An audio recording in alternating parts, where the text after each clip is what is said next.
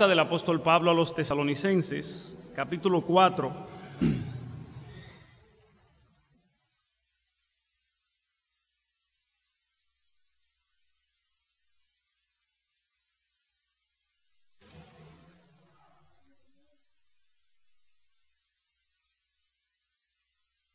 Primero a los Tesalonicenses, capítulo 4. Es un pasaje bien conocido, verso 13 en adelante.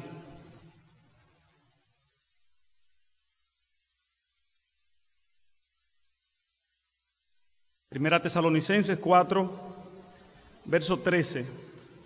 Dice la palabra del Señor: tampoco queremos, hermanos, que ignoréis acerca de los que duermen, para que no os entristezcáis como los otros que no tienen esperanza. Porque si creemos que Jesús murió y resucitó, así también traerá Dios con Jesús a los que durmieron en él. Por lo cual os decimos esto en palabra del Señor, que nosotros que vivimos, que habremos quedado hasta la venida del Señor, no precederemos a los que durmieron, porque el Señor mismo, con voz de mando, con voz de arcángel y con trompeta de Dios, descenderá del cielo, y los muertos en Cristo resucitarán primero. Luego nosotros, los que vivimos, los que hayamos quedado, seremos arrebatados juntamente con ellos en las nubes para recibir al Señor en el aire, y así estaremos siempre con el Señor. Por lo tanto, alentaos los unos a los otros con estas palabras. Amén. Padre, gracias te damos una vez más en esta mañana.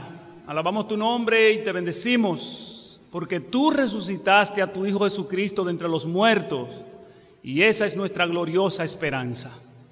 Gracias, Padre, porque Cristo está vivo y está sentado en gloria, reinando soberano, mientras nosotros le esperamos hasta aquel día glorioso cuando Él regrese. Y ahora, Señor, vamos a meditar en tu palabra y te pedimos que la bendigas, que nos ayude para que estos minutos que vamos a meditar en ella, tu iglesia sea edificada y tú recibas gloria y honra. Te lo pedimos en el nombre de Jesús. Amén y amén. Es en el pasaje que leyera nuestro hermano Andrés de 1 Corintios 15, donde aparece un texto muy conocido, donde el apóstol Pablo dice: no erréis, las malas conversaciones corrompen las buenas costumbres. Y Pablo dice eso precisamente en el contexto del tema de la resurrección que estaba siendo negada por algunos en la iglesia de Corinto. Y los corintios, como comunidad griega, al igual que los tesalonicenses, habían sido atacados y habían sido influenciados por esas malas conversaciones que son a las que el apóstol Pablo hace alusión. En el caso de los tesalonicenses, algunas personas que habían entrado en la iglesia y desde fuera estaban negando la resurrección también. Y por ende los hermanos de Tesalónica habían entrado en una enorme incertidumbre, preocupación, temor, pensando: ¿y qué pasó con los hermanos que murieron? Si no hay resurrección, ¿qué va a ocurrir? ¿Qué ocurre con aquellas personas que murieron? Y precisamente este pasaje, hermanos, que nosotros acabamos de leer, el apóstol Pablo precisamente lo que hace es responder a los hermanos de Tesalónica para quitar sus temores, sus miedos y enseñarle por la palabra de Dios qué ocurre con aquellas personas que han muerto y qué va a ocurrir con ellos en el futuro. Y como vamos a ver, en el corazón de la argumentación del apóstol Pablo, una vez más, viene a ser la base el hecho de que Cristo ha resucitado. Este pasaje de 1 Tesalonicenses 4, 13 al 18, que muchas veces, hermanos, y créanme, que nosotros lo leemos a veces con lentes enfocado y moldeado por otra cosa, y muchas veces pensamos que Pablo está hablando de otra cosa aquí. De hecho, si usted nota el encabezado que tiene su Biblia sobre el versículo 13, ¿cómo dice? La venida del Señor. Y hermano, si usted lee el texto con cuidado, usted se va a dar cuenta que el tema no es la venida del Señor, aunque Pablo menciona la venida como un hecho futuro en el cual también descansa la esperanza que tienen aquellos que murieron y aquellos que aún viven, que estaban en incertidumbre sobre los que habían muerto. Note que el tema precisamente es los que duermen, que es lo que Pablo está tratando de responder. En todos los versos, menos en el 18, de ahí en adelante, Pablo hace mención de los que duermen. Mire verso 13. Tampoco queremos, hermanos, que ignoréis acerca de los...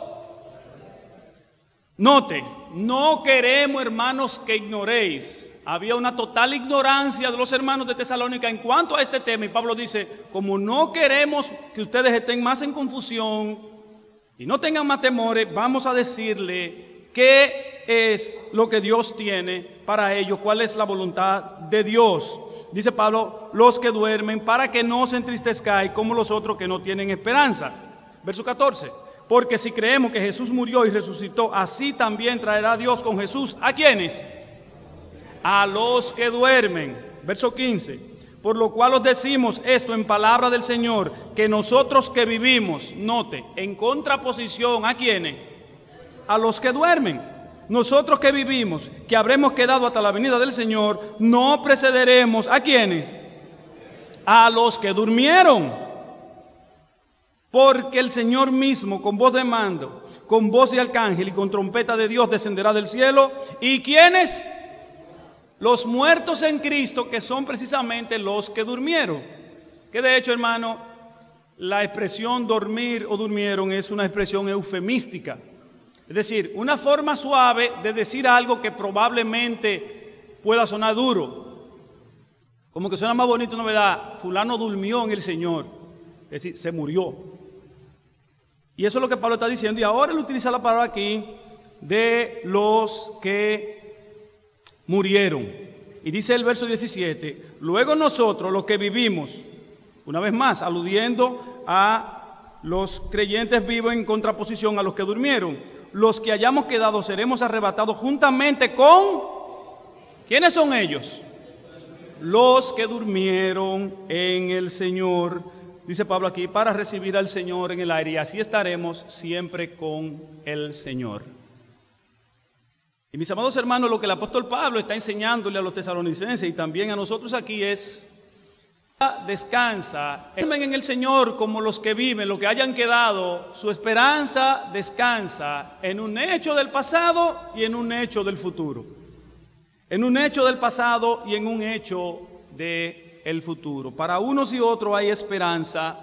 Pero repito una vez más, en este contexto, el apóstol Pablo está enseñándonos aquí, enseñando a los hermanos acerca de la realidad de aquellos que han muerto. El apóstol Pablo en el verso 13 hace una distinción con respecto a los creyentes y a otro grupo de personas, porque mis amados hermanos, el mundo está dividido entre dos grupos: los hombres y mujeres que tienen esperanza y los otros que no tienen esperanza. Mira el verso 13. Tampoco queremos, hermanos, que ignoréis acerca de los que duermen, para que no os entristezcáis como los otros que no tienen esperanza. Y Pablo es muy claro, y él dice aquí: nosotros estamos hablando de los que duermen en el Señor, y de ahí en adelante él lo va a reiterar. Así que el apóstol Pablo no está hablando aquí, yo quiero que los amigos que están en esta mañana lo entiendan bien, no está hablando necesariamente de toda persona que haya muerto. Porque en nuestra cultura cristiana, nosotros, de hecho usted puede oír muchísimas canciones, poemas, poesías, que aluden al cielo como que todo el que se murió va para el cielo. Y no, y Pablo está diciendo aquí, los que duermen en el Señor. Y le dice a estos hermanos, para que no se entristezcan como los otros que no tienen esperanza. Porque el que murió sin Cristo no tiene esperanza. Y los creyentes que han tenido un familiar que ha muerto en el Señor, tienen la gloriosa esperanza de volver a verles. Todos aquellos que no murieron en Cristo, no tienen ninguna esperanza de volver a verle. Y procure usted morir en Cristo también, para que tenga esa esperanza. La razón, como decía, de esta argumentación del apóstol Pablo es precisamente la negación de la doctrina de la resurrección. Yo quería abundar en 1 Corintios 15, pero como ya nuestro hermano Handry habló de manera muy clara sobre lo que el apóstol Pablo dice allí, yo quiero que miremos un texto también en Hechos capítulo 17. Hechos capítulo 17, para que notemos cuál era la mentalidad de los griegos con respecto al tema de la resurrección y la condición de los muertos, para que veamos por qué estos hermanos estaban siendo tan confundidos con respecto a este tema. Dice el verso número 30 de Hechos 17, recuerde, este es el discurso de Pablo en Atenas, allá en el Areópago, en la cuna de la cultura griega y de la filosofía, y Pablo ha ido a predicar, y después de un largo discurso, él dice, verso 30, pero Dios, habiendo pasado por alto los tiempos de esta ignorancia, ahora manda a todos los hombres y en todo lugar que se arrepientan, por cuanto ha establecido un día en el cual juzgará al mundo con justicia por aquel varón a quien designó, dando fe a todos, es decir, dando evidencia a todos, con haberle levantado de los... En otra palabra, Dios atestiguó y certificó a ese varón cuando lo resucitó y por medio de él va a juzgar a todo el mundo. Note la reacción ahora, verso 32. Pero cuando oyeron lo de la resurrección de los muertos, ¿qué hicieron? Se burlaban y otros decían, perdimos el tiempo, mira, ya te oiremos otra vez sobre este asunto, ya te oiremos otra vez. Y Pablo salió de en medio de ellos. Esa era, hermanos, la actitud, la mentalidad de una persona griega con respecto al tema de la resurrección. Y eso estaba ahí. Y eso estaba ahí. Y la iglesia de Tesalónica, de manera específica, que estaba compuesta por judíos y gentiles, por griegos y judíos, entonces aparentemente estaba siendo atacada por ambos lados. Porque como dijera Handry, entre los judíos había un partido religioso que se llamaba los saduceos, que no creían en la resurrección. No creían. Pero por parte de los griegos, influenciados por su filosofía, y una de los postulados filosóficos más fuertes de la cultura griega era el dualismo. El dualismo es la creencia de que en todo existen dos polos. Por ejemplo, existe el bien y el mal porque sí, no porque haya agentes que lo promuevan, sino que el bien existe porque sí, no porque haya un Dios que es un Dios de bien, que ordena todas las cosas para que redunden a bien de lo que aman a Dios, y que el mal existe no porque existe el diablo, el pecado, no, sino porque naturalmente es así. Y dentro del dualismo se pensaba que todo lo físico era necesariamente malo. Por eso ellos no concebían la realidad o la idea de un cuerpo resucitado. Y entonces eso había sido puesto en la mente de estos hermanos y es de ahí donde viene su preocupación, y es muy probable que ellos le hayan escrito a Pablo sobre esta situación, y entonces el apóstol Pablo le está respondiendo aquí. Y ahora Pablo se basa, como yo decía ahorita, en un hecho del pasado para que esos hermanos sepan que esos que murieron y los que mueren aún tienen esperanza. Verso 14. Pablo dice, no quiero, hermanos, que ignoréis, porque si creemos que Jesús murió, y ellos lo creían porque ellos eran creyentes,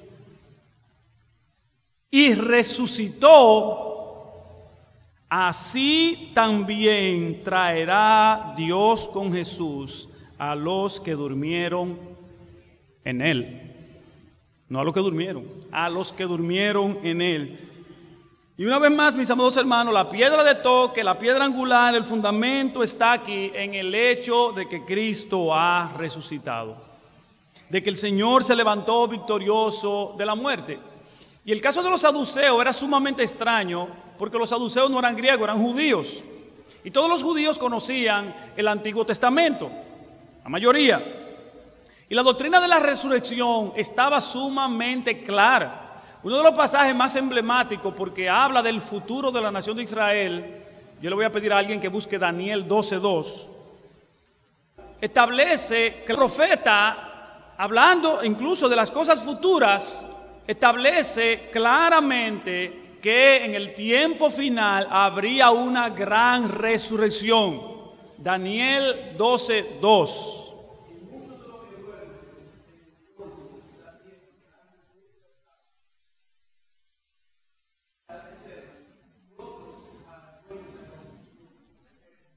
Es decir, eso estaba sumamente claro en la Escritura, también en el libro de Job, en el libro de los Salmos. Y noten, a los amigos que están aquí, que desde hace 700 años antes de Cristo, el tema de la resurrección estaba planteado con la misma realidad divisiva. Unos serán despertados para vida eterna y otros para vergüenza y confusión perpetua. El mismo tema. Y los saduceos conocían esto, pero se negaban a creer. Y es una evidencia, hermanos, que la condición de la dureza del corazón humano no es cosa nueva de resistirse a creer ante las evidencias. Hay un autor también, se llama Josh McDowell, que él escribió un libro, igual que el de Lee Strobel, que mencionaba Henry, porque él comenzó a investigar sobre la resurrección de Cristo. Y Josh McDowell escribió un libro que se llama Evidencias que exige un veredicto.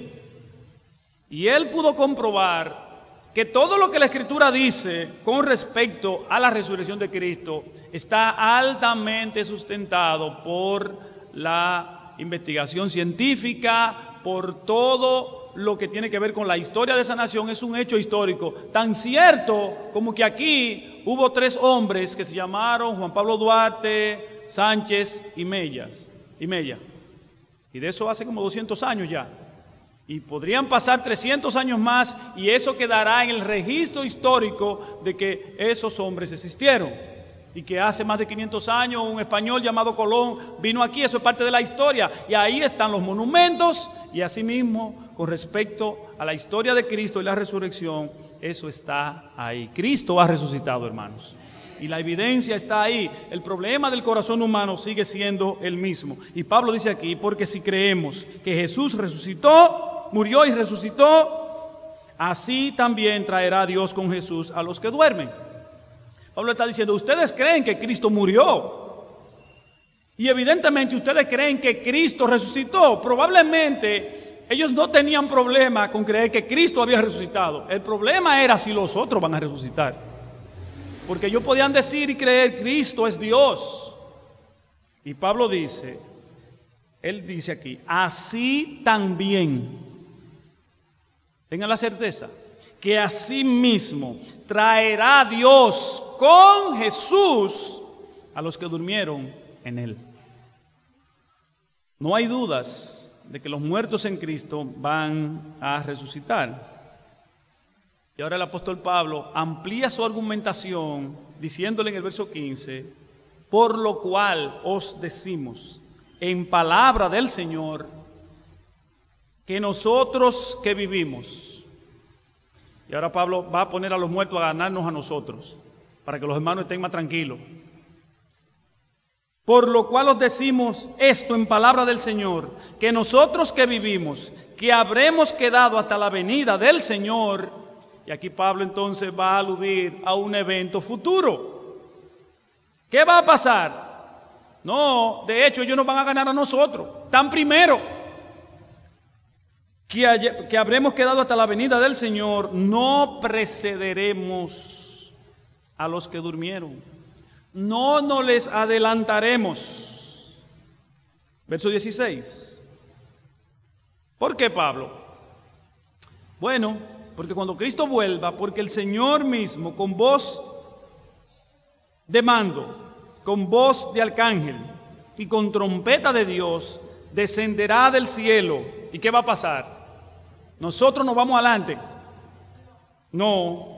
Y los muertos en Cristo resucitarán primero. Noten, hermano, la potencia del argumento del apóstol Pablo. Los muertos en Cristo resucitarán primero, luego nosotros. Después de ello. Es evidente, hermano, que el apóstol está usando aquí todos los recursos disponibles, inspirados por el Espíritu Santo, para traer paz, traer tranquilidad al corazón de estos hermanos. Él le dice, cuando el Señor vuelva, lo primero que va a pasar, lo que va a ocurrir, lo primero, tiene que ver con ellos. Y Pablo está diciendo, miren si su posición actual es privilegiada, que cuando el Señor regrese, ellos están primero que nosotros en la fila.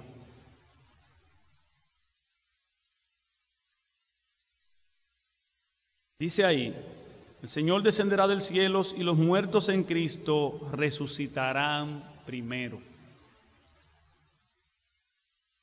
Y probablemente cuando Pablo dice aquí resucitará primero, es muy probable porque él en otra parte tiene que hablar de la resurrección general y cuando los otros muertos van a resucitar, pero su foco es aquí, aquellos que han dormido en el Señor, y por eso dice, esos resucitarán primero. Porque como dice también en Juan capítulo 5, y aquí sí quiero que leamos, donde el Señor habla de manera clara, diáfana de la resurrección.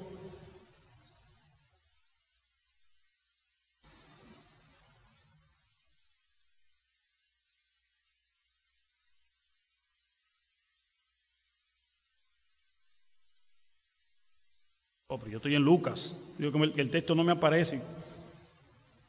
Juan 5, ahora sí. Versos 24 en adelante, dice aquí el Señor hablando de la resurrección espiritual y también de la resurrección futura. Dice, de cierto os digo, que el que oye mi palabra y crea el que me envió tiene vida eterna y no vendrá a condenación, mas ha pasado de muerte a vida.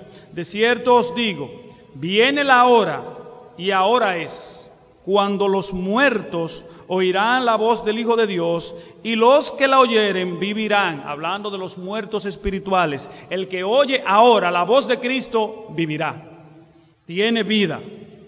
Porque como el Padre tiene vida en sí mismo, así también ha dado al Hijo el tener vida en sí mismo. Y también le dio autoridad de hacer juicio por cuanto es el Hijo del Hombre. No os maravilléis de esto. Si ustedes encuentran que lo que le estoy diciendo es muy grande, dice Cristo, no se maravillen, porque vendrá hora. Porque en el futuro, si ustedes creen que ahora una persona oye mi voz y espiritualmente tiene vida, no se maravillen. Porque vendrá hora cuando todos los que están en los sepulcros oirán su voz. Esa voz de mando que Pablo menciona allá en 1 Tesalonicenses, donde estamos estudiando, con voz de mando. Y los que hicieron lo bueno saldrán a resurrección. Lo mismo que dice Daniel 12:2. Saldrán a resurrección de vida, más lo que hicieron lo malo a resurrección de condenación. Todos los que están en los sepulcro. Pero Pablo dice aquí, los muertos en Cristo resucitarán primero. Esa es la parte redentora final para ellos. Y eso incluye, mis amados hermanos, todos aquellos que han muerto incluso antes de la venida de Cristo. Porque todo hombre y mujer que murió creyendo en Dios, aún en el Antiguo Testamento, va a resucitar porque de manera simbólica su fe estaba puesta en Cristo. Cada vez, hermano, que un judío sacrificaba un cordero y se derramaba su sangre, ¿sabe a qué estaba mirando? Como dice el autor de los Hebreos, a Cristo. Lo que él estaba diciendo, otro tiene que morir por mí, en mi lugar, y derramar su sangre para que me sustituya. Y todo eso, mis amados hermanos, apuntaba a Cristo. Y aquel día, aquel gran día cuando el Señor venga y desde los cielos se escuche su potente voz, como si fuera una trompeta, como si fuera la voz de un arcángel, todos aquellos que han muerto en Cristo se van a levantar de sus tumbas. Y entonces es que el apóstol Pablo dice, luego nosotros, los que vivimos, los que hayamos quedado, seremos arrebatados juntamente con ellos en las nubes para recibir al Señor en el aire, y así estaremos siempre con el Señor. Para recibir al Señor en el aire cuando Él regrese, todos nosotros seremos reunidos con el Señor. Tanto los que han muerto que resucitarán, como los que hayamos quedado vivos, que seremos transformados, como dice Pablo en 1 Corintios 15, lo que dice también cerrar de ojos. Y ahí se va a cumplir lo que dice también allá, cuando esto mortal se vista de inmortalidad y lo corruptible se vista de incorrupción, entonces se oirá la voz que dice, sorbida es la muerte en victoria. Y es bueno señalar que siempre que se hace alusión a la transformación, se habla de los creyentes que estén vivos cuando el Señor venga. Dice Pablo, nosotros seremos transformados en un abrir y cerrar de ojos. Porque hermano, hasta en eso nos ganan los muertos, los que han muerto en el Señor primero. Ellos vienen con su cuerpo desde el cielo 0 millas. Vienen su cuerpo glorificado, y nosotros aquí hay que desnudarnos aquí primero para luego revestirnos con ese cuerpo glorificado que será conforme, semejante a la gloria de Cristo, al cuerpo de la gloria del Señor Jesucristo. Y mis amados hermanos, no hay un mensaje más esperanzador que este. No hay un mensaje que pueda traer más paz al corazón humano que este. ¿Ustedes saben por qué, hermano? Porque nosotros todos los días, como dice el apóstol Pablo, cada día estamos muriéndonos. Yo no sé si usted se da cuenta que probablemente usted hoy está más muerto que cuando tenía 20 años. ¿Verdad, Polanco? Estamos más cerca. Porque la sentencia que Dios le dio a Adán, de hecho, ya yo estoy lleno de hierro por toda parte. Ya no soy igual, no puedo jugar pelota, ni basquetbol, ni nada. Y me voy a morir, hermanos. Amén. Y ¿sabe qué, hermano? El tema de la muerte encierra una gran incertidumbre. Y la gente quiere no pensar en la muerte. De hecho, yo sé que algunos están pensando en su acción. ¿Por qué te viene a hablar de eso ahora? Sí, porque usted se va a morir. Por eso es que Salomón dice que es mejor ir a la casa del luto que a la casa del banquete. Porque esto es el fin de todo el hombre. Y dice Salomón, y el que va a un velorio, lo va a poner en su corazón eso. Es decir, eso lo va a hacer pensar, dice, ahí voy a estar yo un día de esto, con las 4 gomas para arriba, ¿sí? Y no trate de obviarlo, hermano, amigo, sobre todo los amigos. Cuando usted vea a un muerto, piense en usted que para allá va. Pero si usted no tiene esta esperanza que dice aquí la palabra de Dios, oh, qué terrible será. Es por eso que Pablo concluye diciéndole a estos hermanos, en el verso número 18, por tanto, porque